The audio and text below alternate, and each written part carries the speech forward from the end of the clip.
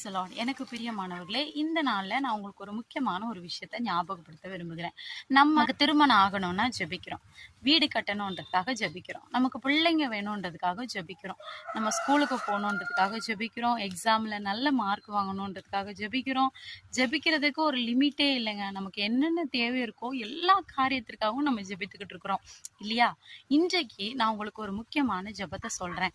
எதுக்காக நம்ம ஜெபிக்கணும் அப்படின்னு சொன்னா, சங்கீதம் 119:18 வசனம் இப்படியா சொல்லுகிறது, உம்முடைய வேதத்திலே உள்ள ரகசியங்களை பார்க்கும்படிக்கு என்னுடைய கண்களை திறந்தரலுங்க. ஆமாங்க, இது வரைக்கும் நம்ம வேதம் வாசிக்கிறோம். என்னைக்காவது ஒரு நாள் இந்த வேதத்துல உள்ள ரகசியத்தை நான் பார்க்கணும் அப்படின்னு சொல்லி எனக்காக நம்ம ஜெபித்து இருக்கிறோமா? எனக்கு பிரியமானவர்களே, ரகசியங்களை பார்க்கும்படிக்கு என் கண்களை திறந்தரலுங்கப்பா அப்படின்னு சொல்லிட்டு நீங்க வாசிப்பீங்க அப்படின்னா, இதுவரைக்கும் யாருக்குமே வெளிப்படாத ரகசியங்கள், யாருக்குமே வெளிப்படாத காரியங்கள் இந்த நாட்கள்ல உங்களுக்கு